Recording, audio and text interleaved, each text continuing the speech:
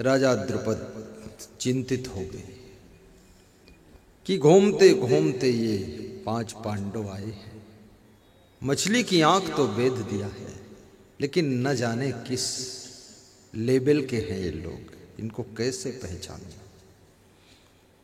जिस भवन में रखा पांडवों को रात्रि विश्राम, उस भवन में रजाई बेड पर बिछा दी गई है और गद्दा ओढ़ने के लिए रख दिया गया है। तकिया सिरहाने के बजाय पैंताने में रखी गई है।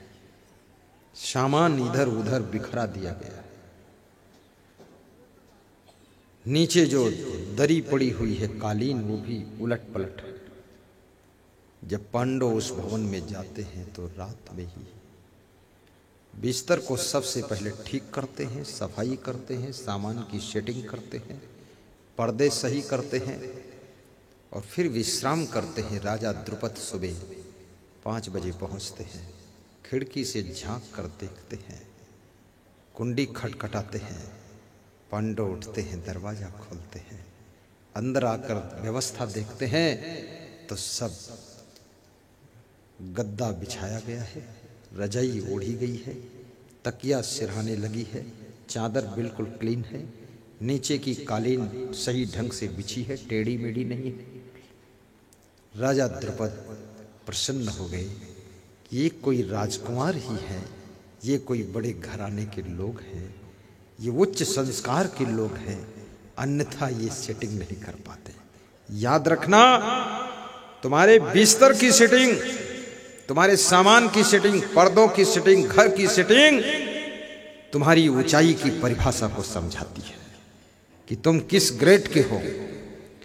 इसलिए अपने घर के पर्दे भी संभाल कर रखना, बिस्तर की चादर भी ठीक करके रखना, दरवाजे भी पोंछ कर रखना, दरवाजे में मिट्टी के छुए हाथ मत लगा देना। हर रोज दरवाजा खिड़की भी पोंछा करो, खाली मत बैठे रहा करो। फर्श को भी ठीक से साफ करो।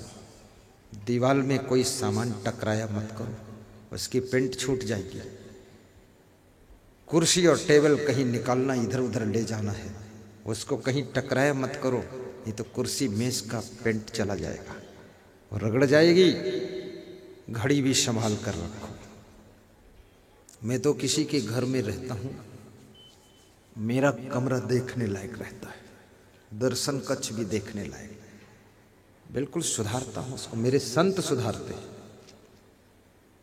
और आपसे भी कहूँगा, अपने घर को कचरा गंज मत बनाओ, घर को बहुत सुंदर सजाओ।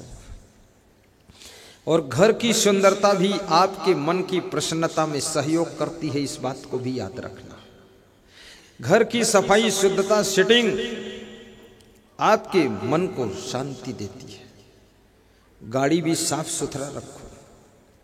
कितने लोगों की गाड़ी बाहर से भी गंदी, अंदर से बहुत गंदी, सीट बहुत गंदी, कवर गंदा, जहां पैर रखते वहां तो पूरा गोबर पड़ा हुआ है, कभी सफाई नहीं करते। बस कितने घरों में तो बहुत गंदगी है। स्त्रियां केवल अपनी साड़ी संभालती, बाकी कुछ नहीं। पुरुष केवल अपनी पेंट देखता है, बाकी नरक बना रखा है। अरे पेंट ऊंची बांध, साड़ी ऊपर उठा के बांध और लांग बांध के जुट, काम कर, तेरा घर है ये कोई ससुराल का लफड़ा छोड़।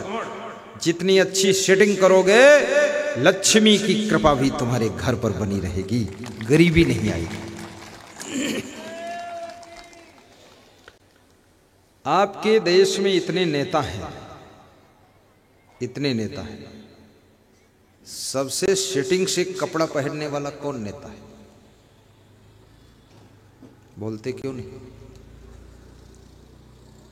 मोदी। सबसे ज्यादा साफ सफाई पर ध्यान किस नेता का है? मोदी। और ये मोदी पैदा कहां हुआ? ये गरीब घर में। करता क्या था बचपन में? चाय बेचता था। आज है क्या वो प्रधानमंत्री? क्यों है? सेटिंग और सफाई के कारण प्रधानमंत्री बन गया। सीधा फार्मूला, सिंपल सी बात आपको बता दिया।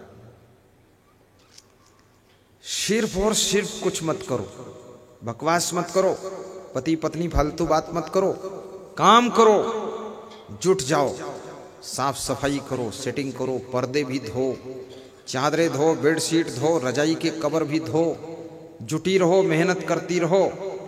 खाली बैठकर गप्पा मत मारो, मितानिन को मत ढूंढो। आज जब मितानिन दो चार बात हो जाए, मितान आओ, दोनों मितान पड़े उतान। जरूरत नहीं है फालतू गप्पबाजी करने की, काम करो, कुछ काम करो।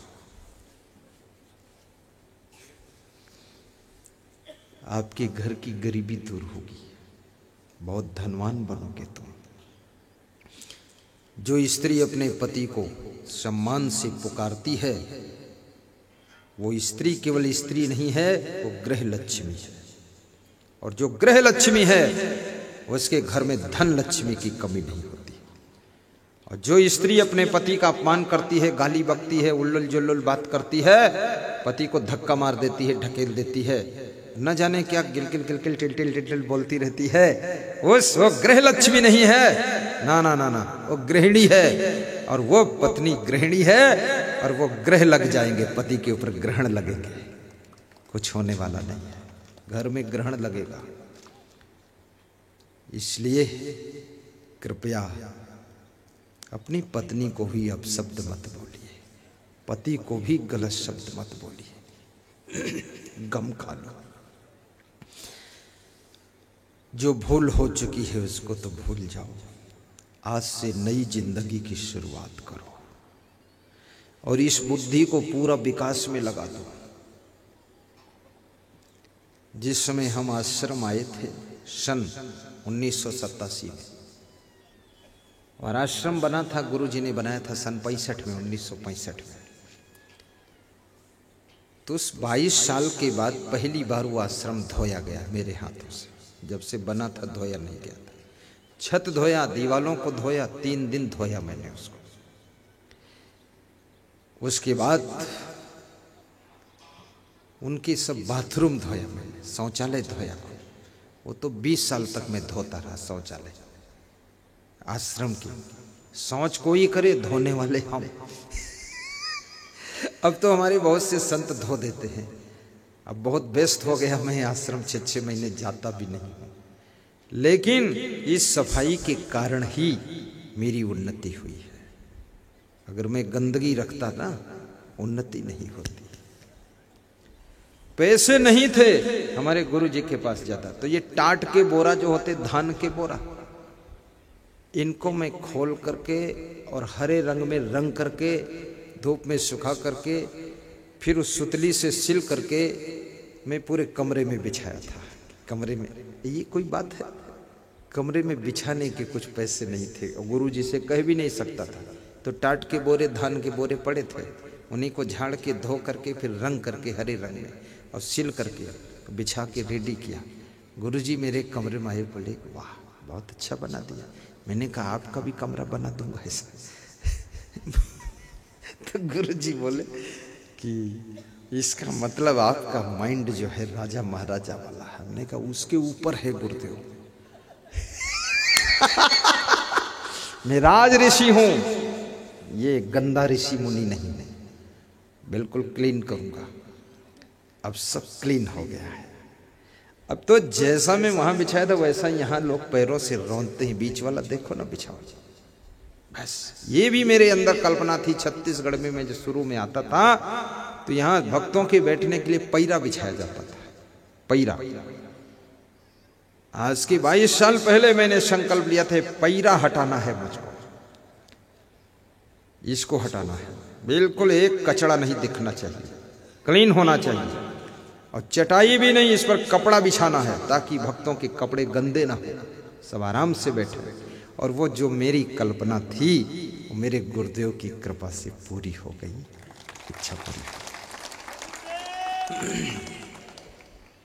अभी और मेरे मन में विचार आया इस साल कि सब श्रोताओं के लिए कुर्सियां लगवाऊंगा, ऐसा विचार, ताकि कुर्सी पे जो बैठ जाए तो उठे ना। क्योंकि उठेगा तो उसे डर है कोई दूसरा बैठ जाएगा, तो फिर कहाँ बैठूं। और जमीन में यदि तुम 2 घंटे बैठ सकते हो, कुर्सी पर 4 घंटे आराम से बैठ सकते हो। युग बदल रहा, जमाना बदल रहा है, विकास हो रहा है, देश का विकास हो रहा, सब विकास हो रहा, तो सत्संग में भी व्यवस्था का विकास होना चाहिए। इसका लेवल बढ़ जाएगा फिर फर्स्ट क्लास। और उज्जैन में जो आश्रम बनने जा रहा है वहां ये व्यवस्था बनेगी। शुरुआत वहीं से करूंगा। 5000 कुर्सी लगी होगी। अब 1 लाख लोगों के नीचे बैठने का प्रबंध होगा और 10 से 5000 लोगों के लिए कुर्सी होगी और 1000 लोगों के लिए सोफा सेट होंगे। बिल्कुल ठाठ से बैठो, प्रवचन सुनो, उठने का मन ही ना हो। और लेटे लेटे ध्यान कराऊंगा, ये भी मेरे अंदर एक व्यवस्था है। बैठ के ध्यान नहीं, मैं कभी बैठ के ध्यान नहीं करता। मच्छरदानी लगा देता हूँ, फिर लेट जाता हूँ और रजाई ओढ़ लेता हूँ, लेटे लेटे ध्यान करता। ध्यान मन से होना है। बैठता हूँ तो अब शरीर को सीधा रखने का ध्यान रहता है, कहीं पैर दब रहा उसमें दर्द हो रही, वो ध्यान है। ये ध्यान का होगा। शरीर के भाव से ऊपर उठना है, इसलिए शरीर को मुर्दा छोड़ देना है, इसलिए लेट जाना है। रिलैक्स मेडिटेशन कहते हैं। और शरीर का हमको ख्याल ना करना पड़े, तभी तो हम अंदर के ध्यान में जाएंगे। लेटे लेटे ध्यान। और ये भी उज्जैन आश्रम में स्टार्ट करूंगा। तुमको लेटा दूंगा, बेहोश कर दूंगा, तुम्हें देखना। हाँ, एक एक ट्रिप में 5-5 हजार लोगों का ध्यान। बिल्कुल ऐसा ध्यान तुम जिंदगी भर याद करोगे। इतनी गहराई में डूब गए, और डुबाऊंगा मैं और फिर बाहर निकालूंगा मैं। अभी तक पूरे जीवन में 2 लोगों को ध्यान कराया। अमेरिका के जगदीश भाई पटेल को ध्यान कराया, आजमगढ़ के इंजीनियर लल्लन तिवारी को ध्यान कराया। 2 ही आदमियों को ध्यान में डुबा दिया, बेहोश हो गए। 2 घंटे बेहोश पड़े रहे। मैं निकल गया बाहर। फिर 2 घंटे बाद उनको होश में लाया तो बोले, जिंदगी में इतनी शांति कभी मिली ही नहीं है जो मिल गई। दोबारा कब कराओगे? बोले, अब जब पैसा दोगे तब कराएंगे, फ्री में नहीं कराऊंगा। एक बार फ्री, भाई सैंपल फ्री दिया जाता है, माल थोड़े फ्री दिया जाता है। सैंपल दे दिया, अब तो थोड़ा टैक्स लगेगा। और याद रखना, दुनिया की हर चीज मिल सकती है आपको, लेकिन जो शांति की गहराइयों में मन का डूबना है, ये सब जगह नहीं मिलता है। अंतर ध्यान, परम ध्यान, आत्म ध्यान, ये ध्यान बहुत गहरा है। सब ध्यान में डूब जाएंगे। और मैं आपसे आज भी निवेदन करूंगा, ये तो उज्जैन में जब होगा तब होगा, कब होगा पता नहीं कब होगा, लेकिन अपने घर में तुम आज से शुरू कर दो। आपके घर में तो बिस्तर भी है, बेड है, गद्दा है, सब कुछ है, मच्छरदानी है। आप साफ चादर बिछाइए, गद्दा बिछाइए, बेड पर बिछाइए, नीचे बिछाइए, जहां लेटते हो वहां बिछाइए, लेकिन साफ होना चाहिए, धुली हुई, गंदगी बदबू नहीं। हाथ पांव ढीले करके मच्छरदानी लगा लीजिए, लेट जाइए। ध्यान जब करो तो डबल बेड पे वहाँ कोई लेटना नहीं चाहिए दूसरा। वहाँ पत्नी और बच्चे और ये पेंटे कुछ नहीं होना चाहिए। ध्यानवान होगा नहीं, कोई तुम्हारी तरफ टांग फेंकेगा, कोई लार चुआएगा, कोई नाक घुर्राएगा, उसमें ध्यान कहाँ होगा? अकेले ही बस, छूना नहीं चाहिए कोई अंग। ध्यान, हाथ पांव ढीले कर दो मुर्दे की तरह। फिर सोचो, शरीर नाशवान है, संसार नाशवान है, परिवार संसार सब छूटने वाला है। कौन हमारा है? मैं किसका हूँ? मैं कौन हूँ? हु एम आई, हूँ कौन छू? मेरा स्वरूप क्या है? मैं अजर अमर आत्मा हूँ, मैं मरता नहीं हूँ, शरीर की मृत्यु होती है। मैं मन से भी ऊपर हूँ, बुद्धि से भी ऊपर हूँ, मैं दिव्य आत्मा हूँ। मैं सबसे तार तोड़ रहा हूँ, सब डोरियों को काट रहा हूँ। थोड़ी देर के लिए मैं जीते जी मर रहा हूँ, मरने की अनुभूति कर रहा हूँ। गहरे ध्यान का अर्थ है कि मृत्यु का अनुभव हो जाना। मौत में से गुजर जाना, गहरा ध्यान। तुम्हारे शरीर का भी तुमको भान न रहे, तब समझो ध्यान हो रहा है। फिर नींद भी आ जाए, उसकी टेंशन मत करना। अगर ये शरीर सोना चाहता, सोने दो इसको। सुषुप्ति अवस्था, तुरीय अवस्था, महातुरीय अवस्था, इसको जाने दो, गहरे में जाने दो। और जब ध्यान करना तो सबसे बता देना, डिस्टर्ब ना करे, जगाए ना आपको, बोले कुछ मत। और ये ध्यान तभी लगेगा जब तुम सेटिंग सही करोगे। दरवाज़ा सही होना चाहिए, कुंडी लगी होनी चाहिए, आपके जानवर सही जगह बंधे होने चाहिए, गाड़ी सुरक्षित खड़ी होनी चाहिए। अन्यथा ध्यान में आते ही तुमको गाड़ी का ध्यान आएगा कि गाड़ी बाहर खड़ी है, कोई चोर न ले जाए, दरवाजे की कुंडी कमज़ोर है, कोई रात में घुस न जाए। नहीं नहीं, ये सब सेटिंग दिन में कर लो। दरवाज़ा सही लगाओ, कुंडी सही लगाओ, ताला मार दो, अंदर भी लेटरिन बाथरूम बनाओ, घर से बाहर न निकलना पड़े। रात भर कोई ना कोई दरवाज़ा खोलता ही रहेगा, चूंचा करता रहेगा। अंदर सेटिंग।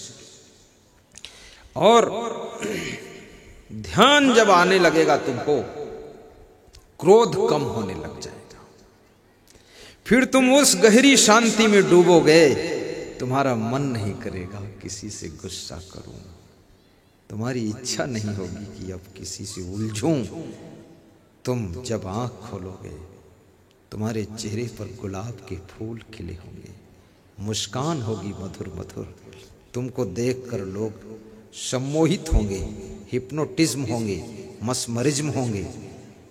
तुम सोचोगे ये क्या हो गया, ये ध्यान का प्रभाव है। तुम तेजस्वी मुखमंडल से प्रकट हो जाओगे, सबको दर्शन दो।